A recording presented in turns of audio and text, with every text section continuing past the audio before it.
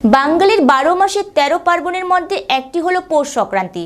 পৌষ সংক্রান্তির দিন হিন্দু ধর্মাবলম্বীরা সকাল সকাল দেশ ও সমাজের মঙ্গল কামনায় নগর হরিনাম সংকীর্তনে বের হয়। উদ্দেশ্য একটাই, সমাজের সকল স্তরের মানুষের মঙ্গল কামনা করা।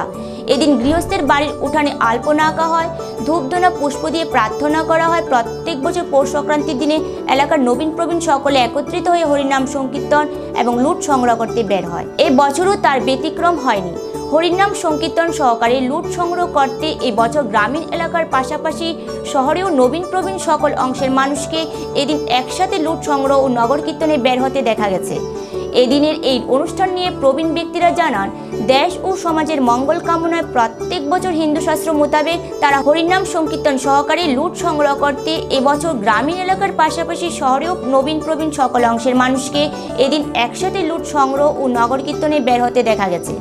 এদিনের এই অনুষ্ঠান নিয়ে প্রবীণ ব্যক্তিরা জানান, দেশ ও সমাজের মঙ্গল কামনায় প্রত্যেক বছর হিন্দু শাস্ত্র মোতাবেক তারা হরিনাম সংকীর্তন সহকারে লুট সংগ্রহ করতে বের হন। প্রত্যেক বছরের ন্যায় এই বছরও হরিনাম সংকীর্তন সহকারে লুট সংগ্রহ করতে বের হয়েছেন।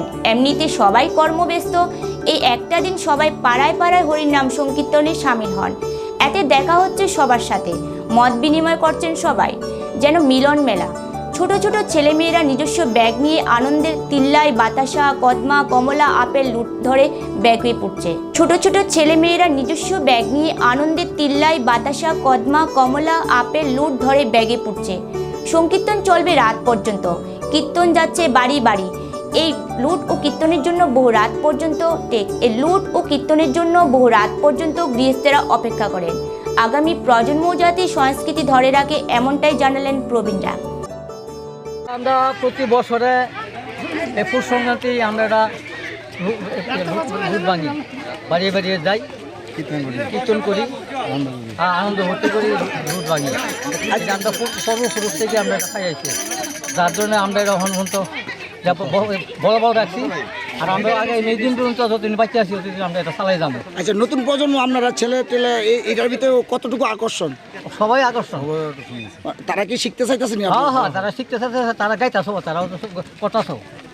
আপনারা আগে যেভাবে করতেন, এখন কোন ধরনের পরিবর্তন হয়েছে কি? পরিবর্তন বলতে পরিবর্তন বহুত হয়েছে। অনেক দিনের পর দিন মানুষ বাড়তেছে, লোকজন বাড়তেছে। আচ্ছা, এই যে দিনটারে আপনাদের আমরা প্রতি বছর আমরা আগে পালন করি, ঠিক আছে।